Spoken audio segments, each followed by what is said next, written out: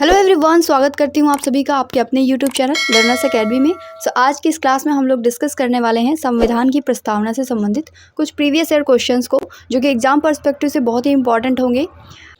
संविधान की प्रस्तावना से संबंधित जितने भी इंपॉर्टेंट क्वेश्चंस बनते हैं वो हम लोग इस क्लास में डिस्कस करेंगे, तो वीडियो को लास्ट तक जरूर देखिएगा। तो आइए हम लोग स्टार्ट करते हैं अपने क्वेश्चन नंबर 1 से।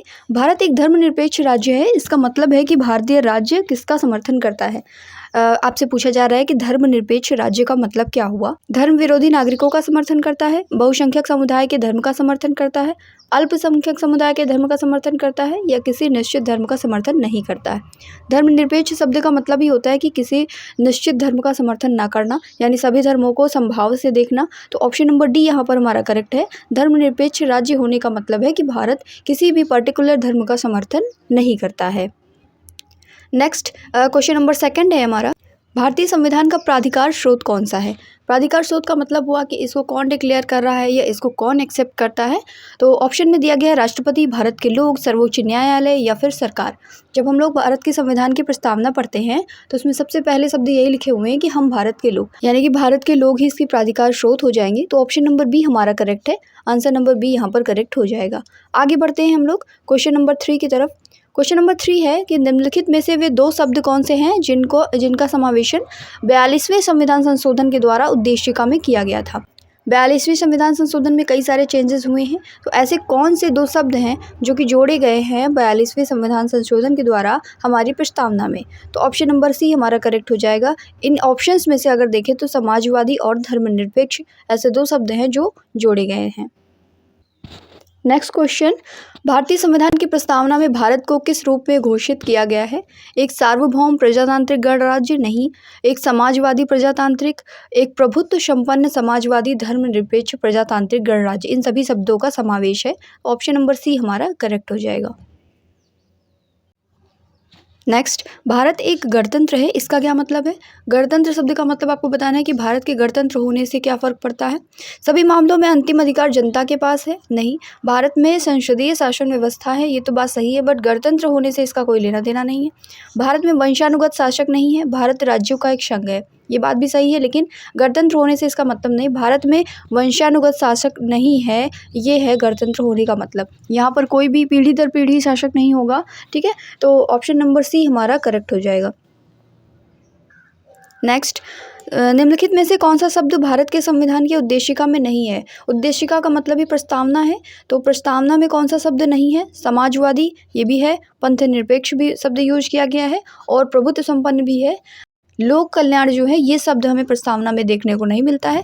प्रस्तावना को आपको डिक्टो एज जैसे वर्ड उसमें लिखे गए हैं, जैसी वर्डिंग है हिंदी में या इंग्लिश में, जिसमें भी आप चाहें वो आप अच्छे से लर्न कर लीजिएगा, क्योंकि प्रस्तावना से कई सारे क्वेश्चंस बनते हैं। तो लोक कल्याण जो है ये शब्द प्रस्तावना में देखने को नहीं मिलता है। नेक्स्ट, भारत को मुख्य रूप से गणराज्य माना जाता है, क्यों। गणराज्य इसलिए माना जाता है क्योंकि यहाँ का जो राष्ट्राध्यक्ष है, राष्ट्रपति है, इसका चुनाव होता है। ऑप्शन अदर दिए गए हैं। उसे 15 अगस्त 1947 को स्वतंत्रता मिली थी, इस बात का गणराज्य होने से मतलब नहीं है। उसका अपना लिखित संविधान है, उसकी सरकार संसदीय प्रणाली के अनुसार है, नहीं। भारत में राष्ट्राध्यक्ष का चुनाव होता है, इसलिए इसे एक गणराज्य के रूप में माना जाता है। आंसर नंबर ए हमारा करेक्ट हो जाएगा। नेक्स्ट, भारतीय संविधान की प्रस्तावना के सिलसिले में कौन सा क्रम सही है। देखिए, ये क्रम पूछा जाता है प्रस्तावना में, आपको शब्द दिए गए हैं, उनका क्रम पूछा जाएगा। गणतंत्र, जनवादी, अभी हाल ही में जो आरओ का एग्ज़ाम हुआ था, कैंसिल भी हो चुका है, अभी एग्ज़ाम होगा, तो उसमें भी ये क्वेश्चन पूछा गया था आरओ के एग्ज़ाम में। तो ऑप्शन आपको दिए गए हैं गणतंत्र, जनवादी, धर्मनिरपेक्ष, समाजवादी, सार्वभौम सत्ता संपन्न, या फिर सार्वभौम सत्ता संपन्न, समाजवादी, जनवादी, धर्मनिरपेक्ष, गणतंत्र। आप ध्यान में रखेंगे सार्वभौम सत्ता संपन्न पहले आता है, समाजवादी उसके बाद है, फिर धर्मनिरपेक्ष है, उसके बाद जनवादी, गणतंत्र है, ठीक है। तो इस तरीके से ये आपका सीक्वेंस है, सीक्वेंस जरूर ध्यान में रखिएगा। आप प्रस्तावना को एज इट इज़ जैसे भी है, हिंदी में या इंग्लिश में, जिसमें भी आप लर्न करना चाहें उसको लर्न कर लीजिए, ताकि किसी भी तरीके का क्वेश्चन अगर बनता है तो वो आपसे मिस ना होने पाए। ओके, तो ऑप्शन नंबर डी हमारे यहाँ पर करेक्ट हो जाएगा। नेक्स्ट, भारत में लौकिक सार्वभौमिकता है, क्योंकि संविधान की प्रस्तावना कहाँ से स्टार्ट होती है। जब हम लोग अपनी संविधान की प्रस्तावना को पढ़ते हैं ना, तो वो स्टार्टिंग होती है हम भारत के लोग, इन शब्दों से स्टार्टिंग होती है। इससे ये पता लगता है कि भारत में लौकिक सार्वभौमिकता है, ठीक है। तो ऑप्शन नंबर ए हमारा करेक्ट हो जाएगा। संविधान के अंतर्गत भारतीय लोकतंत्र के आदर्शों को हम कहाँ देख सकते हैं? देखिए, भारतीय लोकतंत्र के जो आदर्श हैं उनको देखा जा सकता है भारत के संविधान की प्रस्तावना में, क्योंकि प्रस्तावना जो होती है ना वो पूरे संविधान का दर्पण है। इससे हमें पता लगता है कि संविधान में है क्या क्या।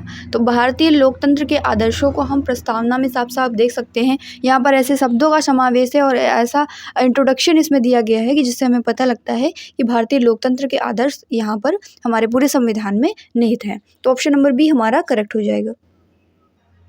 नेक्स्ट क्वेश्चन, भारतीय संविधान की प्रस्तावना में जिन आदर्शों एवं उद्देश्यों की रूपरेखा दी गई है उनकी आगे व्याख्या की गई है। देखिए, जिन आदर्शों और उद्देश्यों की रूपरेखा हमने प्रस्तावना में देखी उसकी व्याख्या किस में की गई है? उसकी व्याख्या आगे की गई है मूल अधिकारों में, राज्य के नीति निर्देशक सिद्धांतों में और मूल कर्तव्यों में।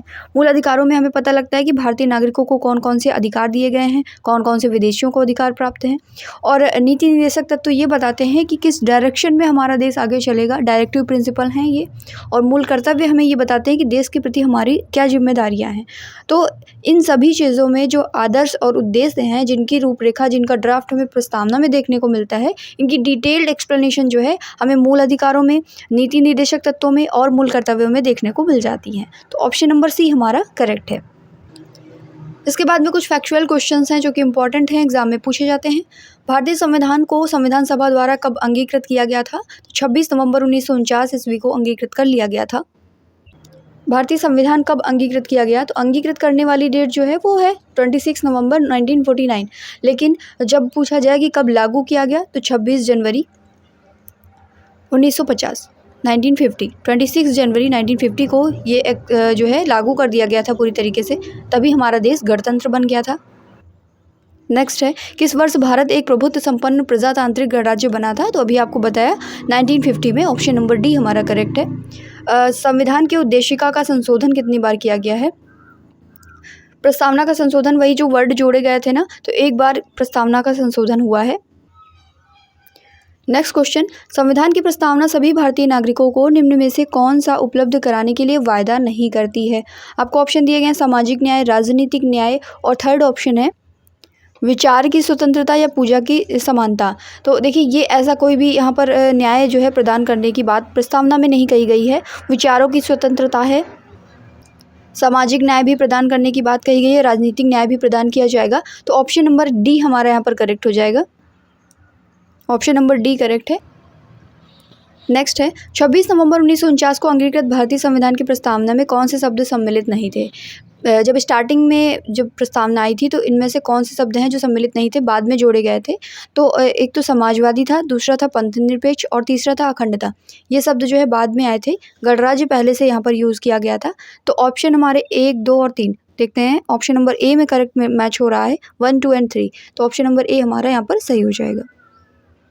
नेक्स्ट, भारतीय संविधान की उद्देशिका में परिवर्तन किस संशोधन अधिनियम में किए गए थे? तो 42वां संविधान संशोधन अधिनियम 1976 था, जिसमें भारतीय संविधान की प्रस्तावना में संशोधन किए गए थे। कुछ शब्द यहाँ पर जोड़े गए थे, जैसा कि हमने अभी ऊपर डिस्कस किया है। नेक्स्ट, भारत की संप्रभुता, एकता और अखंडता को सुनिश्चित तथा संरक्षित करने का भाव किसमें निहित है? तो हम जब प्रस्तावना पढ़ते हैं तो उसमें ये सभी भाव हमें देखने को मिलते हैं कि भारत की संप्रभुता, एकता और अखंडता को सुनिश्चित किया जाए और उसे संरक्षित किया जाए। तो प्रस्तावना हमारा करेक्ट आंसर हो जाएगा, option number A. Next, Bharat के संविधान की प्रस्तावना में समाजवादी और धर्मनिरपेक्ष शब्दों को किस संशोधन के द्वारा जोड़ा गया? अभी हम लोगों ने पढ़ा 42वां संविधान संशोधन था। नेक्स्ट, भारत के संविधान की प्रस्तावना में प्रयुक्त स्वतंत्रता, समानता और बंधुत्व, ये शब्द किस क्रांति से प्रेरित हैं? तो ये फ्रांस की क्रांति से प्रेरित शब्द हैं। सो आज के हमारे क्वेश्चन यहीं पर एंड होते हैं। आई होप कि आपको क्लास पसंद आई होगी। वीडियो अच्छी लगी हो तो वीडियो को लाइक जरूर करिएगा, चैनल को सब्सक्राइब कर लीजिए और बेल आइकन को प्रेस कर लीजिए ताकि वीडियोस के जो भी नोटिफिकेशंस हैं वो आपको टाइम टू टाइम मिलते रहें। हर एक एग्जाम की अपडेट पाने के लिए हमारे चैनल के साथ जुड़ें और चैनल को सब्सक्राइब जरूर करें। Thank you.